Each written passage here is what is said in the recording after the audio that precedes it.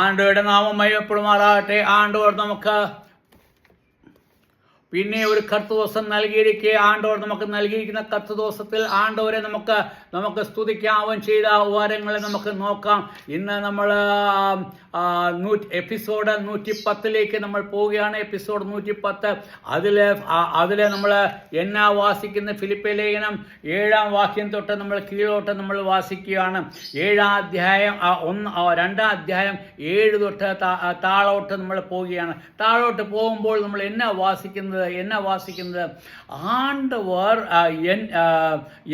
എന്നതായി അല്ലെങ്കിൽ എന്നതായി തീർന്നു, അല്ലെങ്കിൽ നമുക്ക് വേണ്ടി അവൻ എന്നാണ് ചെയ്തത് എന്ന് നമുക്ക് മനസ്സിലാക്കാൻ പറ്റും, അല്ലെങ്കിൽ നമുക്ക് തിരിയാൻ പറ്റും. അതായത് ആണ്ടവരായ യേശുക്രിസ്തു നമുക്ക് വേണ്ടി ചെയ്തത് എന്നാ നമ്മൾ 7-ാം വാക്യത്തിൽ നമ്മൾ വാസിക്കുന്നത്, അവൻ ദാസരൂപം എടുത്ത് മനുഷ്യ സാദൃശ്യത്തിലായി. അവൻ ദാസരൂപം എടുത്ത്, അതായത് നമുക്ക് തിരിയേണ്ട കാര്യം എന്താണെന്ന് പറഞ്ഞാൽ മനുഷ്യർ എല്ലാവരും ദാസന്മാരായിരുന്നു. ദാസന്മാരെന്ന് ചൊല്ലിയാൽ അതായത് നമ്മൾ പാപത്തിന്റെ ദാസന്മാരായിരുന്നു. അതായത് മനുഷ്യൻ നമ്മളെ ദാസന്മാരായിട്ടല്ല ദൈവം നമ്മളെ സൃഷ്ടിച്ചത്. എന്നാൽ മനുഷ്യൻ എന്നാ ചെയ്താച്ചേ പാപം ചെയ്തത് മൂലം അവന് പാപത്തിന്റെ ദാസനായി അല്ലെങ്കിൽ പാപത്തിന്റെ അടിമയായി ഇങ്ങ നമ്മൾ വാസിക്കുന്നത് ലോകത്തിൽ ഉള്ള എല്ലാ മനുഷ്യരും പിശാചിന്റെ അടിമയായി തീർന്നു, അല്ലെങ്കിൽ പിശാചിന്റെ ദാസനായി തീർന്നു. അവൻ ചൊല്ലുന്നത് മാത്രം കേട്ട് അവനെ നമ്പി അവന്റെ ചിത്തമനുസരിച്ച് നമ്മൾ ജീവിച്ചു വരുന്നു. അന്നേരം നമ്മൾ ദാസന്മാർ. ആരുടെ ദാസന്മാർ? പിശാചിന്റെ ദാസന്മാർ, അല്ലാതെ ദൈവത്തിന്റെ ദാസന്മാരല്ല.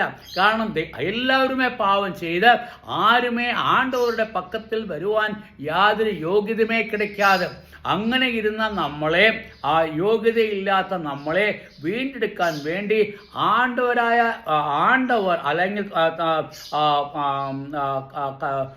കർത്താവായ അല്ലെങ്കിൽ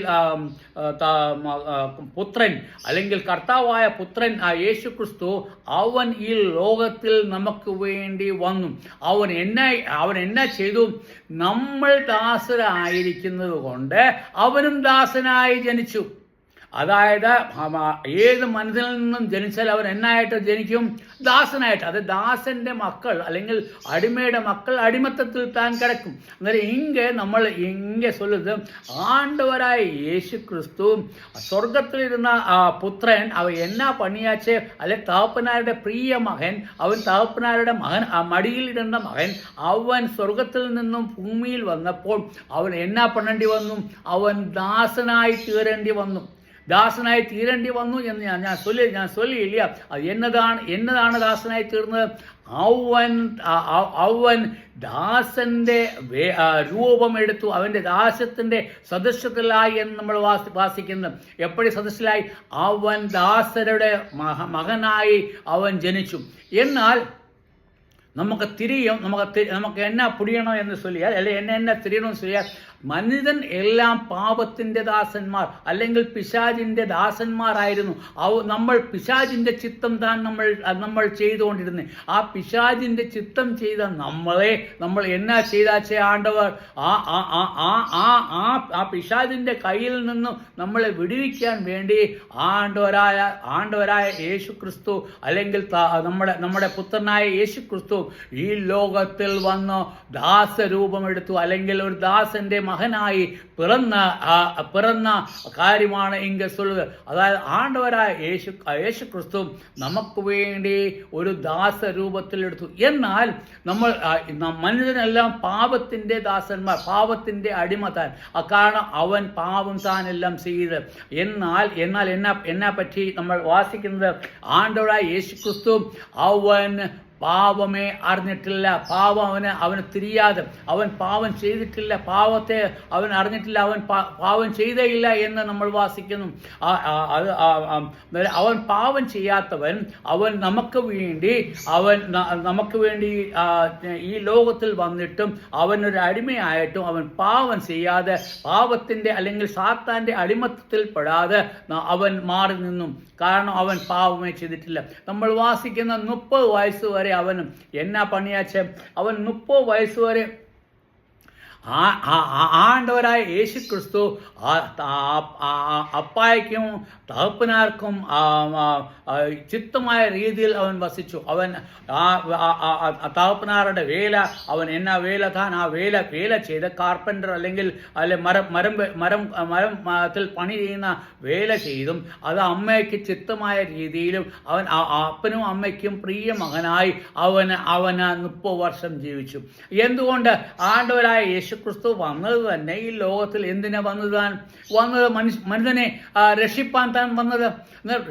ആണ്ടവരായ യേശുക്രിസ്തു ഈ ലോകത്തിൽ മനുഷ്യനായി രക്ഷിപ്പാൻ വന്നപ്പോൾ അവന് എന്തുകൊണ്ട് നേരത്തെ തന്നെ അവന് പിന്നെ ക്രൂസിൽ മരിച്ചില്ല?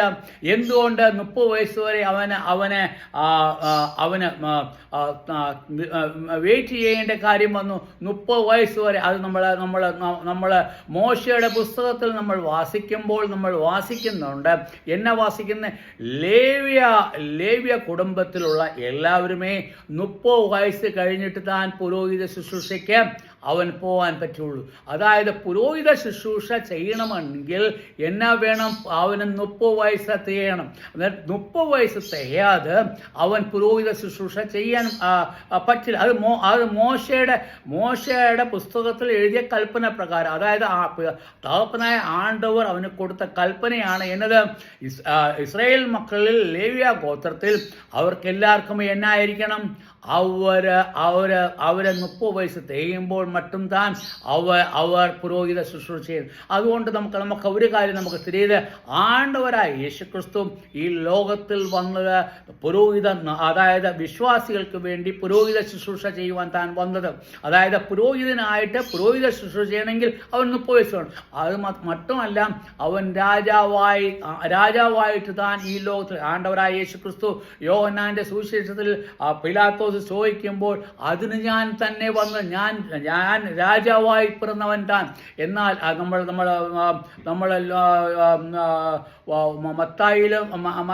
മത്തായിയുടെ സുവിശേഷത്തിലും ലൂക്കോസിന്റെ സുവിശേഷത്തിലും നമ്മൾ വാസിക്കുന്ന അവൻ രാജാവായി പിറന്നവൻ. മത്തായിയുടെ സുവിശേഷത്തിൽ അവൻ രാജാവായി പിറന്നവൻ എങ്കേ എന്ന് ചൊല്ലുമ്പോൾ അവൻ താൻ രാജാവായി പിറന്നു. അത് മറ്റുമല്ല, അവൻ പുരോഹിതനായി പിറന്നു. അതായത് നമുക്ക് വേണ്ടി മധ്യസ്ഥം ചെയ്യാൻ ഒരു പുരോഹിതന്റെ ആവശ്യമിരിക്കും. പുരോഹിതന്റെ വേല എന്ന് ചൊല്ലിയാൽ അവൻ മധ്യസ്ഥം ചെയ്യുക, അതായത് പാപികൾക്ക് വേണ്ടി മധ്യസ്ഥം ചെയ്യുന്ന വ്യക്തിയാണ് പുരോഹിതൻ. അത് ആണ്ടവര് ലേവ്യ ഗോത്രത്തിൽ നിന്ന് തിരഞ്ഞെടുത്ത്. എന്നാൽ ആണ്ടവരായ യേശുക്രിസ്തു യൂദാ ഗോത്രത്തിൽ നിന്ന് പിറന്നതിന്റെ കാരണം അവൻ രാജാവായി പിറന്നു. അവന്റെ മുഖ്യമായ വിഷയം എന്ന് ചൊല്ലിയാൽ അവൻ രാജാവായിരിക്കണം. അത് താൻ മുഖ്യമായ വിഷയം രാജാവായി. അത് മാത്രമല്ല, അവൻ രാജാവായിരുന്നാലും അവൻ നമുക്ക് വേണ്ടി പുരോഹിത ശുശ്രൂഷ ചെയ്യണം. അവൻ 30 വർഷം വരെ ഈ ലോകത്തിൽ വസിച്ചു. നമ്മൾ 7-ാം വാക്യത്തിൽ അവൻ ദാസരൂപം എടുത്തു, മനുഷ്യ സദൃശ്യത്തിലായി. അതായത് അവൻ ദാസരൂപം എടുത്തു. അവൻ മനുഷ്യന്റെ സദൃശ്യത്തിൽ, അതായത് മനുഷ്യൻ നമ്മൾ നേരത്തെ പഠിച്ചു, മനുഷ്യൻ എന്താ?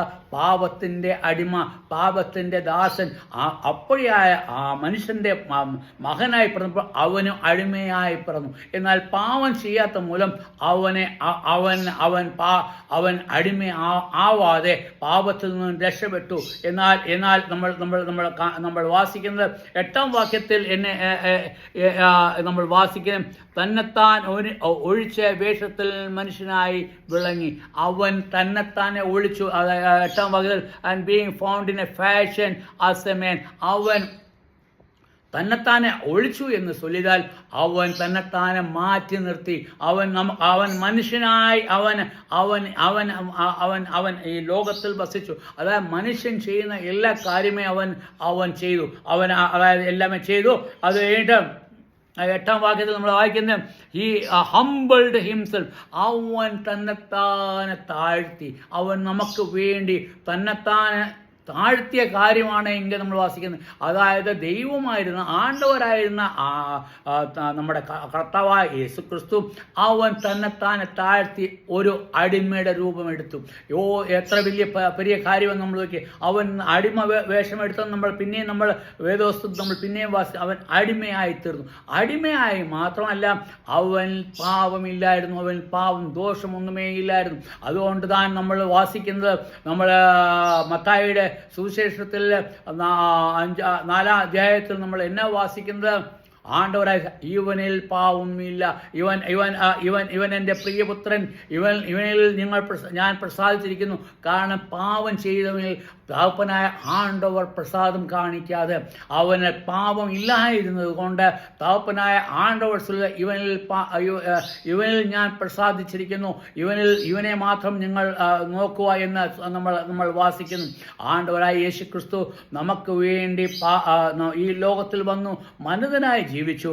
എന്നാൽ ഒരു പാവവും ചെയ്യാതെ ഈ ലോകത്തിൽ നിന്നും അത് തന്നെയല്ല അവൻ മനുഷ്യനായി വിളങ്ങി എന്ന് ചൊല്ലിയാൽ മനുഷ്യനെ പോലെ അവൻ ഈ ലോകത്തിൽ വസിച്ചു.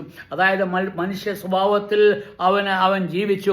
എന്നാൽ പാവം ഒഴിച്ച് എല്ലാത്തിലും മനുഷ്യനെ പോലെ ആയിരുന്നു. പാപം ഒഴിച്ച്, അതായത് പാപം അവന് ഇല്ലായിരുന്നുകൊണ്ട് പാവം ഒഴിച്ച് സകലത്തിലും അവൻ മനുഷ്യനായി തീർന്നു.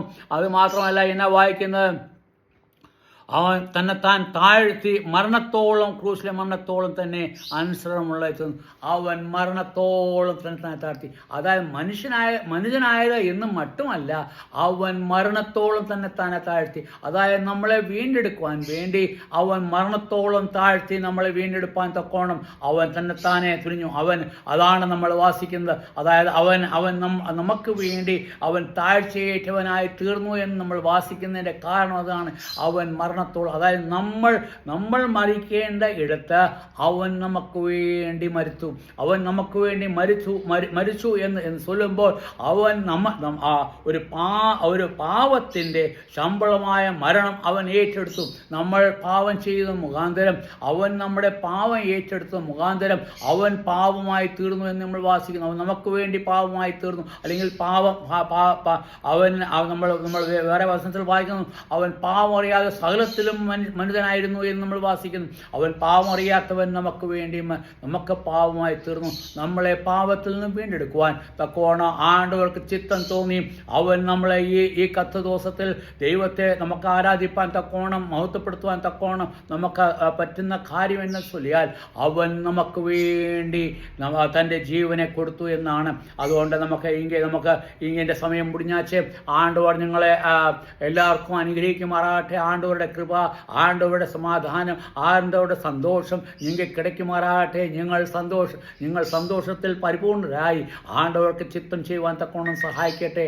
ആണ്ടവരുടെ നാമം മഹിമപ്പെടുമാറാകട്ടെ. ആമേൻ.